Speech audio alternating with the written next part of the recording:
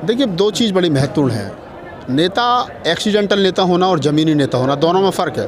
बहन जी एक दिन में तैयार नहीं हुई, मानवर साहब एक दिन में तैयार नहीं हुए, बाबा साहब एक दिन में तैयार नहीं हुए, तमाम जो बड़े नेता हैं जिनको महापुरुष कहते हैं वो एक दिन में तैयार नहीं। उसके लिए बहन जी ने हज़ारों किलोमीटर की साइकिल चलाई है, बहन जी ने हज़ारों किलोमीटर का सफ़र किया है, बहन जी ने लोगों को तैयार किया, गाँव-गाँव में जाकर के रात को रुक करके कैडर दिया, तब जाकर के बहन जी को लोगों ने नेता स्वीकार किया है। ये जिनकी बात आप कर रही है एक्सीडेंटल नेता हैं। एक हादसा हुआ, कुछ लोग जेल गए, कुछ आगजनी हुई, समाज में सहानुभूति हुई और उसके लिए वो नेता उनको बन गए। नेता होना और आंदोलनकारी होना दोनों में फ़र्क है। चंद्रशेखर एक अच्छा आंदोलनकारी हो सकता है, चंद्रशेखर को लोग एक अच्छे आंदोलनकारी के रूप में स्वीकार कर सकते हैं, लेकिन नेता के रूप में स्वीकार करना मैं समझता हूँ कभी जल्दबाजी है। चंद्रशेखर ने जल्दबाजी की, जिस प्रकार से पार्टी बना ली, उसको पार्टी नहीं बनानी चाहिए थी, हमने तो कहा उसको भी। अभी क्या है कि बहुजन समाज पार्टी जो है वो इस देश के SC ST OBC माइनॉरिटी या सर्व समाज में जो गरीब जन्मे लोग हैं उनकी पार्टी है।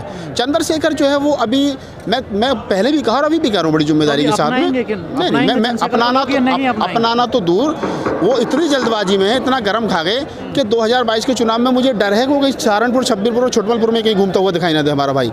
तो जल्दबाजी है, बहुत ज़्यादा जल्दबाजी। समय था और कुछ बेहतर हो सकता था, लेकिन आप क्या साबित करना चाहते हो? आप कहीं 500, कहीं 400, कहीं 1000 वोट काट करके बसपा को कमज़ोर करना, क्या मतलब इससे होगा क्या? तो ये जो लोग हैं चंद्रशेखर टाइप के जो लोग हैं जो दूसरों के हाथ में खेल रहे हैं, बीजेपी के हाथ में खेल रहे हैं, कांग्रेस के हाथ में खेल रहे हैं, बहन जी कितनी बार कह चुकी हैं कि चंद्रशेखर बीजेपी और RSS के हाथ में खेल रहा है, तो इससे कुछ होने वाला है नहीं। कितनी वोट कटेंगे, कहाँ कटेंगे? रामपुर मनिहारन पर रविंद्र कुमार मोलू चुनाव लड़ रहे हैं। जातीय समीकरण क्या है?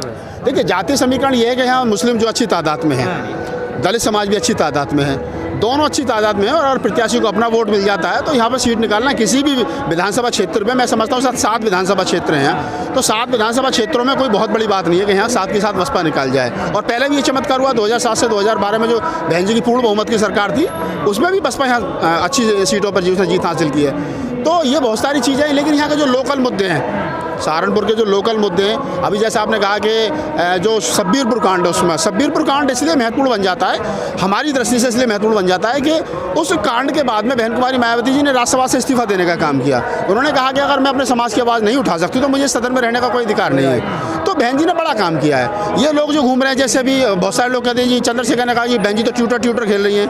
बहन जी जब चंद्रशेखर की उम्र में बहन जी थी तो बहन जी साइकिल से रोज़ 50 किलोमीटर सफ़र करती थी, चंद्रशेखर फॉर्च्यूनर में घूमता है, मुँह बताव देकर, उसको ये भी समझना चाहिए। और समय है ना सर, समय है, मैं मानता हूँ। उस समय भी चाहती तो बहन जी समाज से चंदा लेकर के एक जीप खरीद सकती थी, लेकिन पता था कि हमारा समाज गरीब है, 2-2 रुपये की पर्ची कटवा करके तब जाकर के बहुजन समाज पार्टी चलती थी। समाज के ऊपर बहन जी ने कभी एक्स्ट्रा बर्डन नहीं डाला, समाज को राजा भी बनाया, 4-4 बार सरकार भी बनाई और सरकार के ऊपर एक्स्ट्रा बर्डन भी नहीं डाला।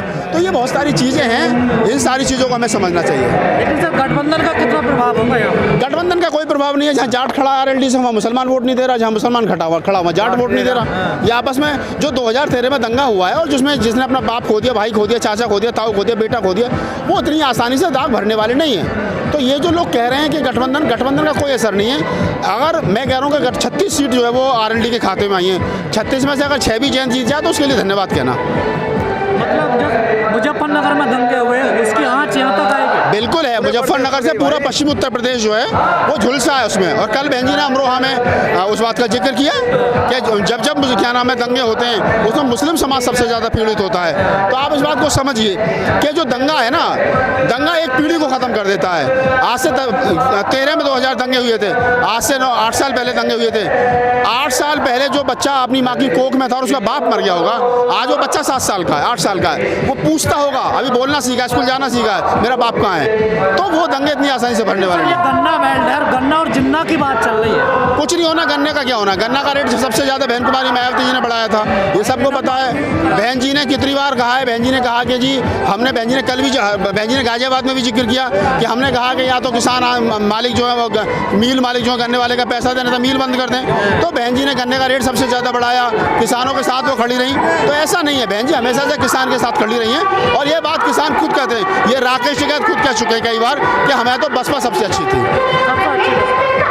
लेकिन सर जिन्ना का भी तो बात उठाई जा रही है ना। जिन्ना का भारत से क्या लेना देना है? ये लोग जो जिन्ना पर राजनीति कर रहे हैं, मैं सोच रहा हूँ मूर्ख आदमी है, पागल आदमी है। तो गन्ने वाले जिन्ना को अपनाएंगे? नहीं, क्यों अपनाएंगे गन्ना वाले? गन्ना वाले भारत में रहते हैं, वो गांधी को अपनाएंगे, अम्बेडकर को अपनाएंगे, फूले को अपनाएंगे, कबीर को अपनाएंगे।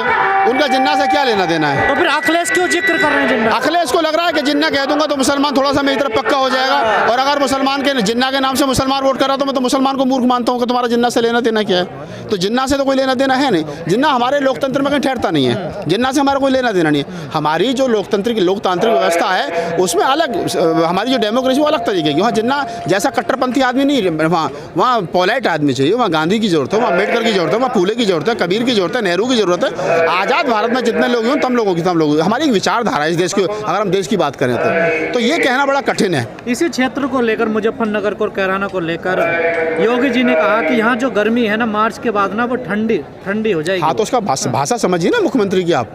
उसका मतलब क्या है कि जो गर्मी किसानों में है, ये मार्च के बाद जब दोबारा सरकार बनेगी तो योगी जी ठंडा कर देंगे, यही तो कहना चाह रहे हैं ना वो। अब ये वोटर को तय करना है, ये वोटर को तय करना है हर तरीके से कि वो अपनी गर्मी शांत करवाना चाहता है या बाबा जी की गर्मी शांत करके जो दोबारा गोरखपुर भेज देना किसानों को कहना चाह रहे हैं, किसी और को नहीं, किसानों को भी, मुसलमानों को भी, दलितों को भी, जो लोग इन सरकार में पिटे, ब्राह्मणों को भी, ब्राह्मण सबसे ज़्यादा पिटा है। तो खासतौर से इस बेल्ट में, क्योंकि दलित है, मुसलमान है और किसान है, तो वो जो चाहे तो वो शब्बीरपुर सहारनपुर कांड सरकार के खिलाफ हुआ हो, चाहे किसान एक साथ लामबंद हुआ हो सरकार के खिलाफ, तो सरकार को वो कहीं ना कहीं डर है ना। अगर योगी जी इस बात को कह रहे हैं तो उनको ये डर है कि जिस प्रकार से मतलब सरकार को घेरा है किसानों ने, दलितों ने, मुसलमानों ने, तो वो उनको डर है और वो कह रहे हैं कि इन्होंने जो हमारे खिलाफ ये जो आंदोलन चला है, इनकी गर्मी हम शांत करेंगे। तो ये यहाँ के जो लोकल वोटर है पश्चिम का, उसको समझनी चाहिए ये बात। लेकिन कई ऐसी सीटें जहां पर चंद्रशेखर आजाद बड़ा प्रभाव डालेंगे, सहारनपुर।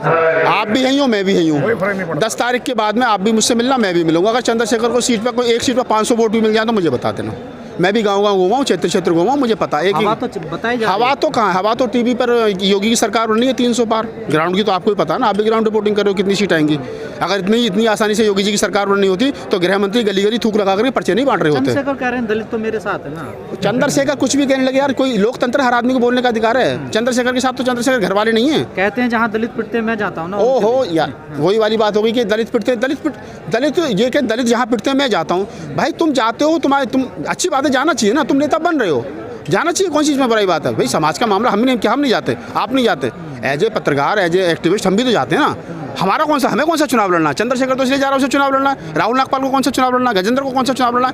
ये हमारी जिम्मेदारी बनती है समाज के प्रति कि जहाँ भी हमारे समाज का शोषण हो, हम जिस लायक भी हैं उस लायक उसमें हमें सहयोग करना चाहिए। बहन जी उस बात को दोहराएंगे? बिल्कुल, मैं कांड को लेकर बिल्कुल 100% मैं आपसे कह रहा हूँ, जितनी मुझे उम्मीद है। और बहन जी की पुरानी 4 स्पीचों को हम लोग सुन रहे हैं बार बार, और जितना बहन जी को मैं जानता हूँ, 1-2 मुलाकात बहन जी से जो हुई है और जो उनका बात करने का तरीका है, आज बिल्कुल यहाँ वो चाहे तो क्या नाम सहारनपुर शब्बीरपुर कांड हो और चाहे किसानों का मामला हो, दोनों मुद्दों पे खुलकर बोलेंगे। आप बहन जी को सुनना। किसानों के लिए बहन जी ने बहुत अच्छे काम किए हैं, उनके फसल के लिए भी। लेकिन किसान इस बार क्या बहन जी की तरफ जाएंगे, गठबंधन की तरफ जाएंगे? मैंने बताया ना आपको, ये पहले बता दिया कि जहाँ आरएलडी ने मुस्लिम प्रत्याशी खड़ा करा है वहाँ तो जाट वोट नहीं दे रहा उसको, और जहाँ उसने जाट प्रत्याशी खड़ा करा वहाँ मुस्लिम वोट नहीं दे रहा। जाट भी 60-40 हो रहा, 60% आरएलडी में जा रहा, 40% बीजेपी में जा रहा है। तो ये तो सच्चाई है ना। मुसलमान उसको वोट करेगा जो बीजेपी को हराएगा। उत्तर प्रदेश में गठबंधन सफल नहीं है, बिल्कुल सफल नहीं है। 36 सीट में से अगर 6 जयंत जीत जाए तो हमारी शुभकामना उसके साथ है भाई।